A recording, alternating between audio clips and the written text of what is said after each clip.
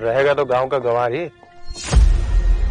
ऐसे कैसे किसी भी अहरे गहरे को उठा के लेके आते हैं? ठाकुरों से ये उम्मीद नहीं थी। देखा मां, कहा था ना आपसे, इसे लेकर चलेंगे तो सबके सामने जग हंसाई होगी। जग हंसाई आप करवा रहे हैं।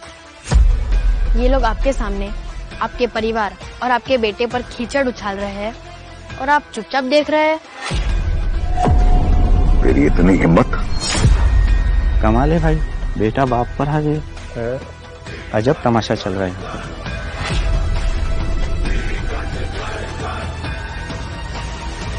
एक बच्चे पर हंसना, उसके परिवार पर ताना कसना, ये काम तो कोई छिछोरा और जाहिल ही कर सकता है। क्यों?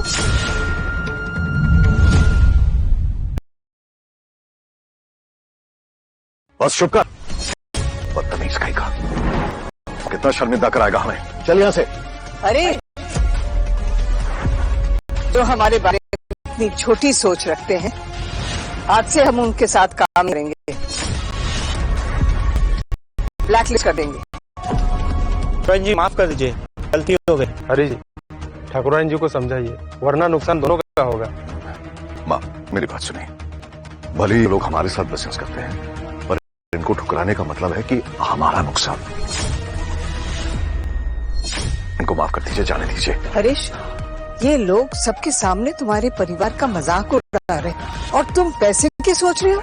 कैसे बाप हो तुम? तो समझ लीजिए, ये आखिरी मौका है। जी, आगे से ऐसा नहीं होगा। जाइए आप लोग। हरीश जी माँ। इतने सालों से तुम हमारा बिजनेस संभाल रहे हो, मगर यहाँ कुछ ऐसे लोग हैं जो हमारे बिजनेस को नई ऊंचाई तक ले जा सके। मैं तुमसे मिलाना चाहती हूँ। जी। तन्नू मन्नू जी। समर और माधव के साथ रहो। जी अच्छा। हम लोग आओ।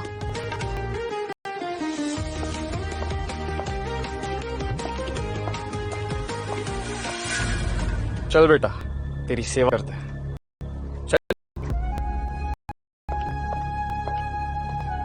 चल चल बेटा, जितना जादू चलाना था तूने चला लिया। एक बात याद रखना, इस खानदान का वारिस मैं हूं और भी रहूंगा।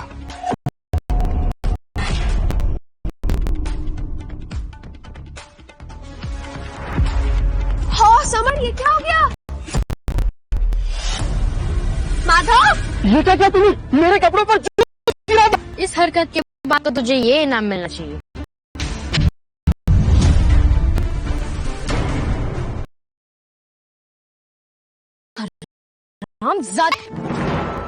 तेरी साइड है, इसका मतलब ये नहीं कि तू कुछ भी करेगा। तनु, हम दोनों एक ही माँ बाप की औलाद है। अगर मैं हराम जाता हूँ तो तू कौन?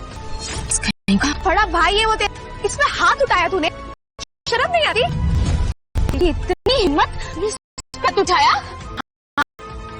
मैंने मारा इसे और तुम दोनों ने भी बदतमीजी की तो तुम दोनों भी हाथ उठ जाएगा।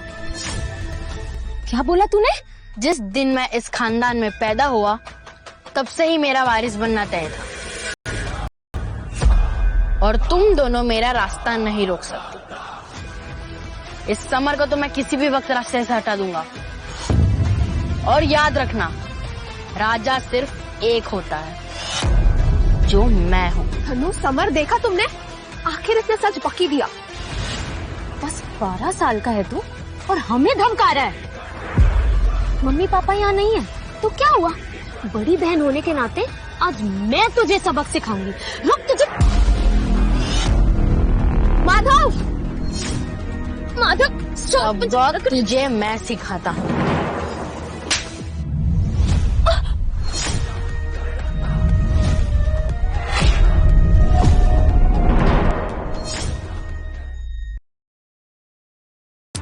क्या हो रहा है?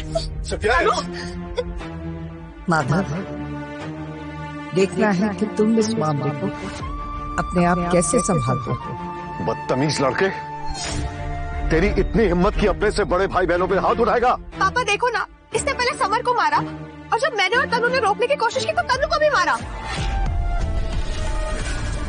देखो ना पापा, कितनी जोर से मारे हमें। कोई बात नहीं मम्मी पापा, ये छोटा है लेकिन मैं तो बड़ा हूं ना, माफ कर दीजिए इसे।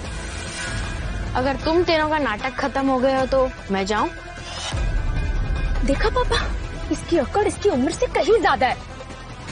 अगर कहो तो पापा को यहाँ लगे हुए कैमरे दिखाऊं, सारी बात साफ हो जाएगी। हाँ तो ठीक है, समझ से गलती हुई तो है तो तुम्हारा बड़ा भाई, तुमने उस पर हाथ कैसे उठाया माधव? छोटा हूँ पर बेवकूफ नहीं। अगर ये नालायक भाई बहन बदतमीजी करेंगे तो इनको सबक तो सिखाना पड़ेगा ना। अब तुम अपनी हद पार कर रहे हो माधव। हरेश, बंद करो ये तमाशा। देखो माँ, क्या हाल कर दिया इसने मेरे बच्चों का। चुप करो तुम। अगर तुम्हारे तीनों बच्चों में थोड़ी सी भी अकल होती तो एक 12 साल के बच्चे को इन्हें सबक सिखाना नहीं पड़ता। माँ आप नहीं जानती, आप इसकी बदतमीजियों को बढ़ावा दे रही हैं। पापा जी, दादी माँ मुझे बढ़ावा नहीं दे रही, लेकिन आपने इन तीनों को अक्ल ना सिखाई, खास करके इनको। अगर फिर से मेरे रास्ते में आए ना समर भैया, तो एक थप्पड़ नहीं, थप्पड़ों की बौछार होगी। राधे राधे।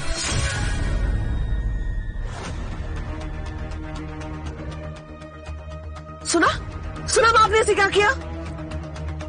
सोचा नहीं था कि मेरी माँ इतनी सी उम्र में इतना लाल